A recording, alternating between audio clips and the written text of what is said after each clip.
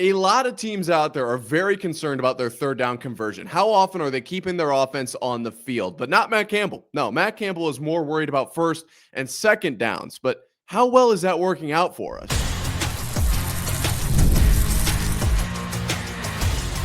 You are Locked On Cyclones, your daily podcast on the Iowa State Cyclones, part of the Locked On Podcast Network, your team every day.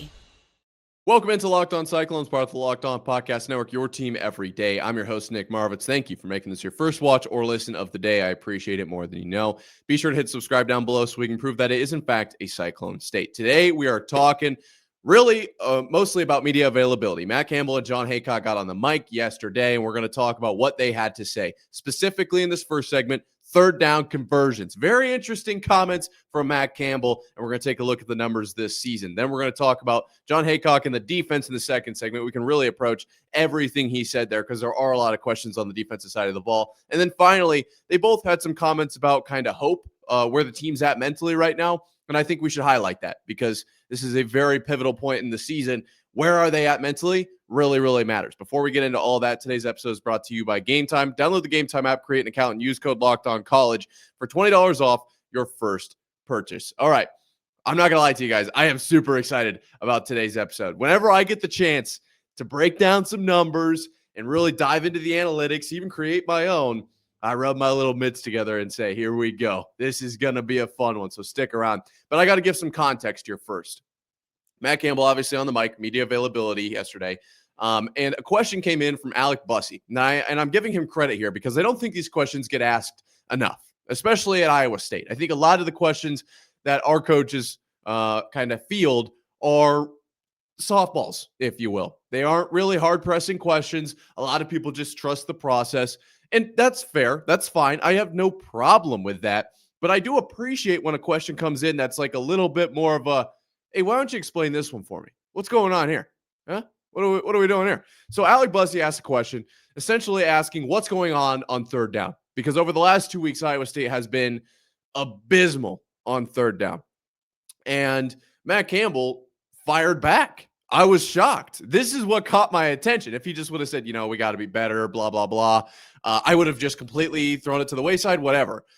Typical Matt Campbell answer. But he came back and he said, well, I think those numbers are a little skewed. Maybe you should look at first and second down. We're probably better on those downs in the last 2 weeks.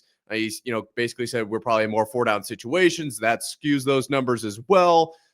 We've been in some tougher situations, more because of like the Kyle Conradi situation, unable to kick. We're playing a different style of game. But then he did throw in at the end, they're like, yeah, we've got to be better on third down globally. I think our discipline and detail has got us more than anything. Took me a while to understand what he was saying there, but I think he was referencing his prior answer about the penalties, because that's something we aren't going to specifically talk about, but penalties over the last 2 games have been abysmal for Iowa State. Terrible in the last 2 games. And Campbell talked about their detail in that regard as well. So maybe we'll talk about that at some point, but especially if it continues against BYU. But right now, let's focus on the third downs. So I heard these comments and I immediately thought, yeah, I need to go and look at the numbers. Okay. I need to go dive into the last few games and see if Matt Campbell is just saying something to get the pressure off of himself, or if there is some validity, is some truth to what he's saying here. So I went back and I didn't get actual downs, distances, yardages for each and every literal down of Iowa State football over the last 7 games. I could have done that. It would have taken me forever. And maybe if you hit subscribe and comment first down, I'll do that. All right. I can break that down for you guys. But for now, I basically just looked at third down conversions, fourth down conversions, and then subsequently first and second down conversions, because they're kind of clumped together. And no yardages or anything like that, just literal percentages. And the numbers are very interesting. On some level, Matt Campbell is right. On first and second down, Iowa State has been slightly better over the last 2 weeks. They saw their 2 highest number of conversions, just raw number of first and second down first downs, with 21 against Cincinnati and 20 against Colorado. Now, keep in mind, I'm just going to throw this in here.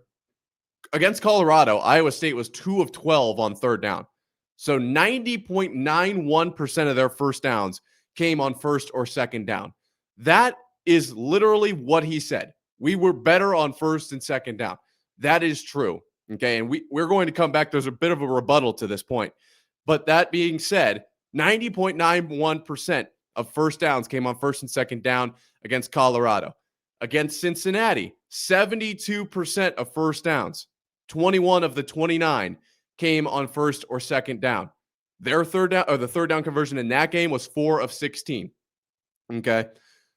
Those are significantly higher numbers than the rest of the season, aside from, what would this be? This is Arkansas State.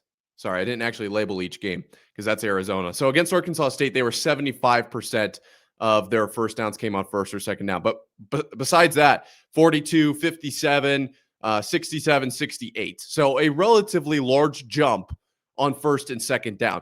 And then you also see the exact inverse, though. That is a key point of this, is that on third down, they go from 30-ish to 60-ish percent to 13 and 9%.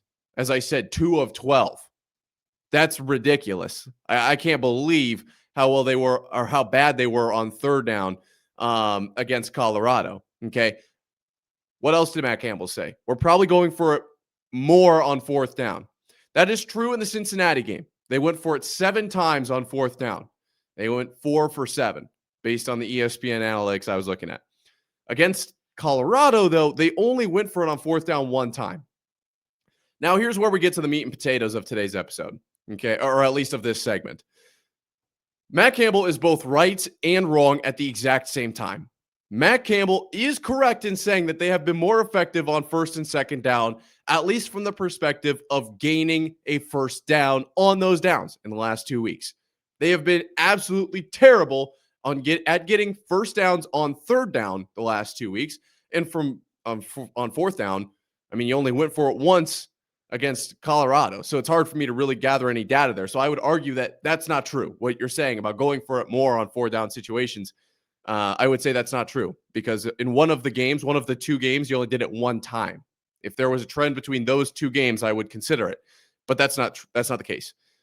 My other problem is tied hand in hand with that. The calls are not lining up.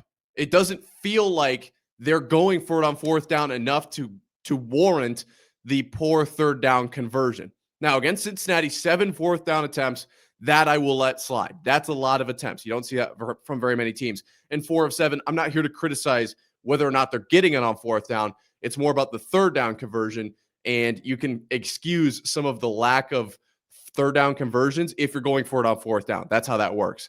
But against Colorado, only 1 attempt. I can't let 2 of 12 slide then. I can't let 2 of 12 slide. The other side of this that I haven't even mentioned yet, and I'm sorry if I'm jumping around, there's just so much data to break down, is that when Iowa State was not converting on first or second down, they were leaving their offense in 3rd and 12, 3rd and 8, 3rd and 9.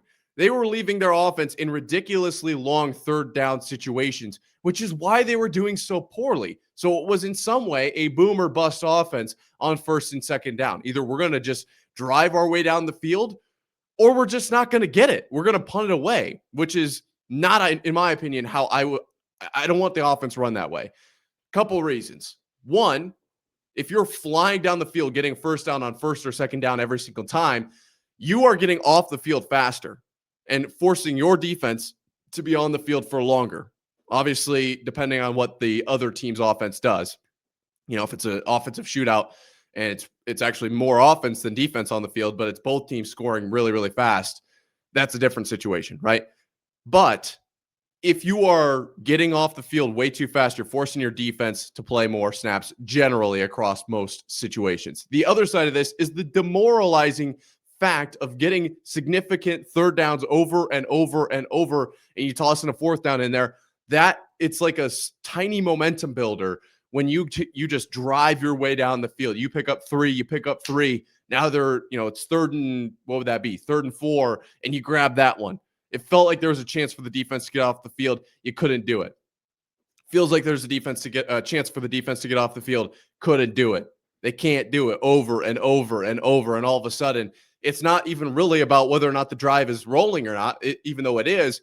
it's also about this defense can't get a stop. Mentally, they are like checked out. We can't do it anymore. So to round out Campbell's point, to round out Campbell's answer, you are in some ways correct. And I understand that it was actually a pretty emotional answer, so it wasn't too calculated, but I get what you're saying. You are somewhat right that on first and second down, you were more effective at getting first downs in the last 2 weeks. I will give you that. That does not excuse the third down. That doesn't mean you can just forget how to play on third down. And part of the reason that third down was so weak is because you're finding yourself in third and long. So is the first and second down really that effective? I leave that to you. You tell me in the comments or on Twitter at Nick_Marv. Looking at these numbers, maybe I'll make a post about it, and so I can give you the actual data. There's pros and cons to what I'm seeing. There is positives, there are negatives. And I think it's okay. We just need to change something. If these are the numbers when you're winning, they look a lot different than these are the numbers when you're losing. And Iowa State's 0-2 in their last 2. So I don't really want to hear that, well, we're better on first and second down. So what, we just don't have to play third downs? No, we have to play third downs. We should be converting on third downs, have a better percentage than 2 of 12, in my opinion. I'm not going to be this fired up about the defense, but the defense certainly has changes they need to make. What kind of situations are they in? John Heacock breaks it down for us coming right here after this. This episode is brought to you by Mazda. Mazda crafts cars for those who do more than simply move. Mazda delivers confidence with every ride with more IIHS Top Safety Pick Plus awards than anyone else as of August 2025. From footwork to breathwork, athletes sweat all the details. Mazda brings this same intention to how they craft every model. And you can feel Japanese craftsmanship in every detail, from the metallic accents to available Napa leather upholstery. You can make everyday drives feel like anything but, from smooth handling to intuitive controls. And with all-wheel drive standard in every crossover SUV, you can drive with confidence through almost any season. Like our players, we sweat every detail because when you make every move count, impossible becomes irrelevant. Mazda, move and be moved. Today's episode is also brought to you by Peloton. Peloton is shaping the future of fitness with the brand new Peloton Cross Training Tread Plus, powered by Peloton IQ. It's their most advanced equipment yet, designed to give you real-time guidance and endless ways to move, whether you're running, lifting, or cross-training with your favorite instructors. This is training reimagined. Peloton is built for breakthroughs with tools to help you plan, stay motivated, and reach peak performance. I love the Peloton IQ system and how it offers real-time strength coaching. Obviously, as a kinesiology major, that is super interesting to me. It actually tracks your reps, suggests the right weights, and corrects your form, making it every rep safer and smarter. Key word, safer. That's the biggest thing when we are resistance training. And the personalized class recommendations keep you engaged. You get workouts tailored to your vibe and energy level each week. So let yourself run, lift, flex, and push forward. Explore the new Peloton Cross Training Tread Plus today at onepeloton.com. So John Heacock and Matt Campbell had some media availability yesterday, and we talked a little bit about one of the answers of Matt Campbell. But now I would like to take a look at the defense kind of as a whole here at Locked On Cyclones, part of Locked On Podcast Network, your team every day. The defense is, in my opinion, an area that needs to be improved, but I've talked about it over the last few weeks as if it's not necessary, right? It doesn't feel like a foregone conclusion, like it's just throw it to the wind, it's no big deal. It's not necessarily that, but I would say the ceiling on this defense is a lot lower than the ceiling on the offense. That's the way I've treated these two units over the last few weeks, especially post Jontes ACL. That's kind of how I've dealt with it, because you lose two key guys like that in a unit that already, I would say, was weaker than the other side of the ball. It comes down to me, like, you got to play to your strengths. The defense obviously needs to play better, but at some point, as a unit, as a team, you need to understand where can you kind of clear the margins? Where can you actually step away? And you're not going to do that in an area where you're going to struggle. You need to emphasize and take advantage of the areas where you are better and utilize those to get wins, right? That's why I've been talking about the offense the way that I have over the last few weeks. But defensively, that doesn't mean they can just take the week off. That's not what I'm saying here. And Haycock obviously knows that. So when Haycock was talking about this defense and what they're dealing with right now, it was a little bit eye-opening for me. And it certainly was, I don't want to say it was promising, but I liked to hear where Haycock's mind was at, and just kind of hearing it from a different perspective. Because I think from a fan's view, it's easy to get locked in on your way of thinking. And then when you hear the coach talk about it, you're like, oh, I didn't even think about how they have to deal with that. Or, oh, I didn't even think about that problem they might have. And so a few of the problems that Haycock had mentioned was, for one, you're having, with less depth, you go from guys that are playing 30, 40 plays and the backups playing like 20 plays in a 70-play game or whatever, to now those guys who are playing 20 are playing 30, 40, sometimes up to 60 or 70 because you don't have the depth anymore. So not only are they playing more plays, but they're playing more than the starters even were, because there isn't the depth to back them up, to get them off the field, right? So that is issue number one. I think a lot of people forget about that. When you just think about the defense as a whole, you think of it as a unit. You think of most fans, okay? I know you, because you're an everydayer out here, you know every single player's number, every single player's primary position, what their goal is out there. I understand that you know this, but a lot of people look at the defense as just a unit. They got to tackle. Iowa State made a stop. Iowa State, right? Not Klosterman, not Bacon, not Jontez Williams, right? Obviously, no Jontez right now, but you know what I'm saying. It's not necessarily by the player. And even for some people, it's just like number 7, right? Or number 10 or whatever. They don't even think of them as players specifically, just numbers on a field. It's easy to forget that these guys have to go out there and actually play this number of plays. So at the end of the game, not only are you more tired from a standpoint of like you could be slower, you could be less explosive, but also when you're more tired like that and you're breathing heavy, and it's all mentally cloudier, right? It's tougher mentally to get the right play in and to get the communication out, to understand what's going on with the rest of the defense.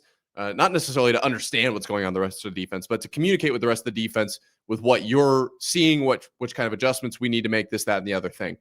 So John Haycock talked about one of the things they're doing is we are finding a way to approach this communication process and do it better, essentially, is what he said. And I love that, because there were multiple plays against Colorado where communication was clearly the problem. And I mean clearly. I would say even maybe probably three plays where it was like obvious. Now, there's probably more plays than that. But my point is, you've got more inexperienced guys, or more inexperienced. And then you've got those same guys who are playing more snaps, so they're more tired, so they struggle more with communication throughout the course of the game.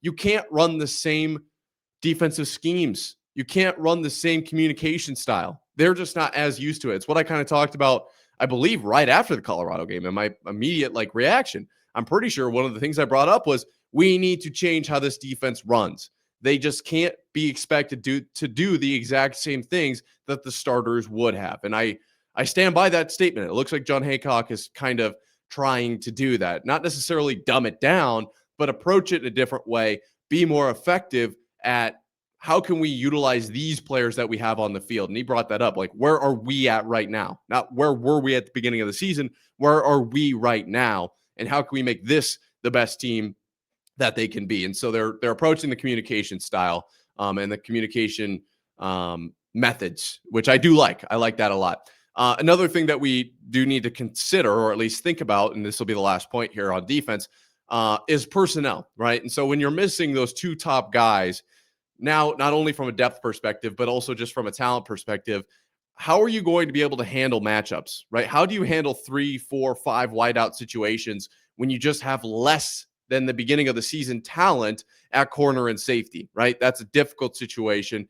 And then that affects the packages that your defense can come out in, right? Less dime, less nickel, more base defense. And that's what John Haycock said they're doing, that they're getting towards, more towards this base defense, more towards what Iowa State's been doing for years. And it really, for me, it's like, that's what I'm talking about when I bring up offense versus defense.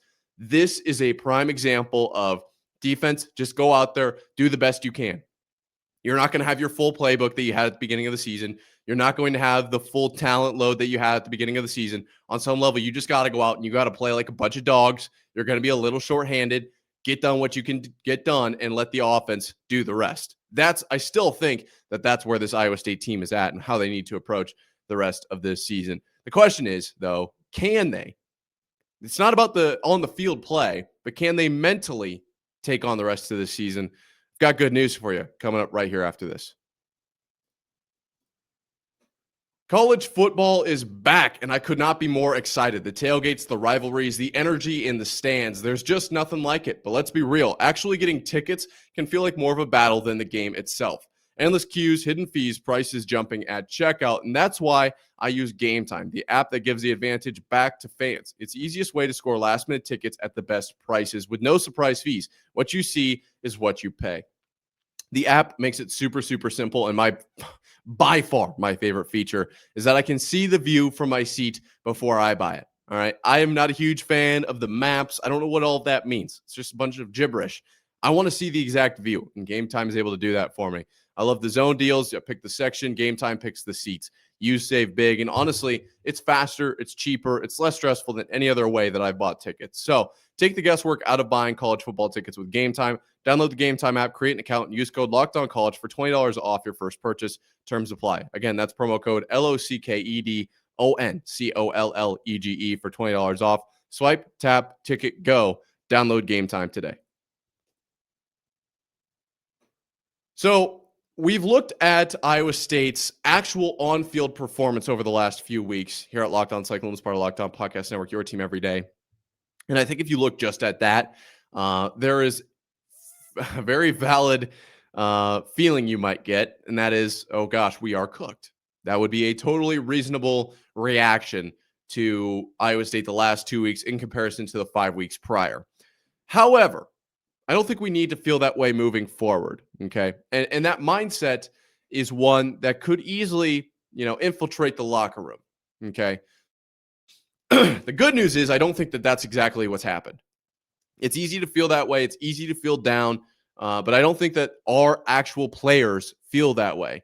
And John Haycock backs me up on that one. John Haycock had a great quote during his media availability, and he kind of said it like in passing a little bit that this can apply to everything. I want to say it loud and clear. I think that this quote applies to life in general, and that's part of the reason I love it so much.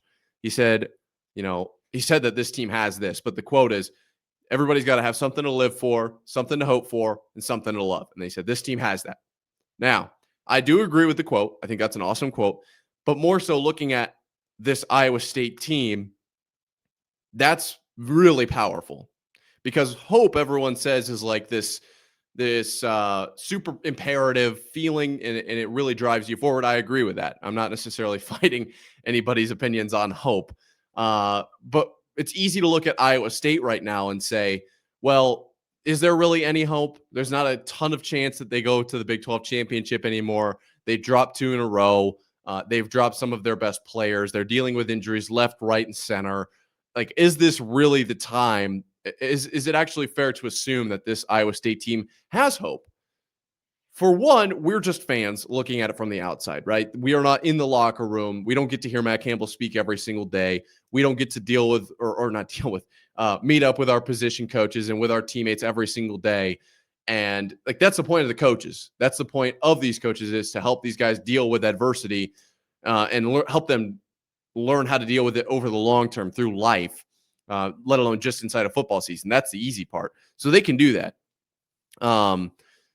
This defense, I believe in from the hope standpoint, because this is what happened last season. It's almost picture perfect. It's almost identical. And I'm sure that this has been brought up. This team drops 2 in a row, down a ton of players at one single position specifically. Obviously, this year the secondary, last year the linebackers. There is no reason why, especially this season, you can't say, well, this has happened before, right? This is something we can deal with. That's what I like about this specific situation that this defense has found themselves in, is that it's not necessarily completely uncharted territory. Now, you don't want to be here, but it is something that at least there's a level of familiarity. And finally, kind of as far as this quote goes, then we can wrap this up and then talk about something else. The hope for is only 1/3 of this. Something to live for, something to love are the other two. And I'm not necessarily going to speak for Haycock and speak for this team and say what those are that this team is, living for and loving for and hoping for. But I love the framing of this from Haycock. That's what I'm trying to get at here. And it's proving how good Iowa State's coaches are. I know I just spent the first, 10 minutes today kind of flaming Campbell a little bit. Like, hey, I get what you're saying, but figure it out a little bit. I was kind of more aggressive than we generally get on this show. But at the same time, this is still one of the greatest coaching units that Iowa State's had maybe ever. And you see that here with Haycock. Like, hey, look, things might be grim. We look internally and we say, we see this problem. We see this problem. We've dealt with this problem on the field. Maybe there's this level of whatever. I get that. But look at this quote, and say, do you have something to live for? Do you have something to love? Well, you're 2/3 of the way there. Even if you don't have the hope, which I think that they do even at this point. I think they should. I've talked about it plenty of times on this show. I think that there is a certain level of hope that this team can definitely, this team warrants. Like, it's very much possible for this team. So I love the way the Haycock handled this. And I love the way that essentially now Iowa State can be that underdog team. Now, am I saying we should storm the field when we beat BYU this weekend? No, not saying that. We should probably not do that. I think that would actually be a bad move. But you no longer go in as this world beater, this kind of super Goliath, like everyone's trying to take you down type of team. Now you are the team that is playing for themselves. They're playing, they've got the live for, the hope for, the love of internal, internal, what do they call that? It's like intrinsic motivation. It's no longer extrinsic, which isn't the best analogy, but you get what I'm saying here. The mentality of this team has shifted. And both Campbell and Haycock alluded to it. This team is mentally still there. Some of the biggest fighters in college football are on Iowa State's team. And you can get as macro, as zoomed out as saying, like, this is why we recruit the way that we do. Because when you build a team this way, as opposed to, buying a team through the portal, and I'm not saying anything against any of those teams that do it that way, but it's just a different style. It's a lot easier for those guys to lose buy-in versus this team and how it's been built and the culture that Matt Campbell has been, cultivating for years. This team can handle this type of adversity. Season's not even over yet, and a lot of people are ready to count them out. Not going to say that they're wrong either, honestly. It's pretty easy to take a look at Iowa State from a wide lens and say, yeah, they're cooked, done for the season. But anyone in the building knows that those guys are going to fight to the very, very end, and that's what makes Iowa State different. That's what makes Iowa State special. Even just from outside of a football perspective, the way that the team's coached, the way that the team is cultures is built, that's what makes Iowa State special. And that's what makes it so awesome to be a fan of these Cyclones. And I think that's why a lot of people admire the program from the outside too. I know there are a lot of BYU fans that have been listening to the show this week because you guys listen to, you guys are maybe one of the most rabid fan bases out there. And BYU fans, I have never heard them say really anything poorly or speak poorly on Iowa State fans. And I think that's true of a lot of fan bases. Maybe every fan base but Iowa looks at Iowa State fans as a great group of fans, looks at Iowa State as a great organization. And I think that leaks over into the team and how they approach every week with this, like, we can still do it mentality. So don't count Iowa State out just because they've lost 2 in a row. Matt Campbell, John Haycock's comments on top of what I already knew about this organization have me feeling like they are more than capable of coming out and playing their best ball. And sometimes it does take the ball to bounce your way to win games. But if you're playing your best ball, you're doing all that you can possibly do. You've already won the battle. That's the most important thing. So I appreciate you guys for making it to this point in the episode. Hit subscribe down below. It's completely free. Helps us prove that it is, in fact, Cyclone State. You're the best. Hit me up on Twitter at Nick_Marv or in the comment section down below. I read them all. Until next time, Cyclone fans, sayonara.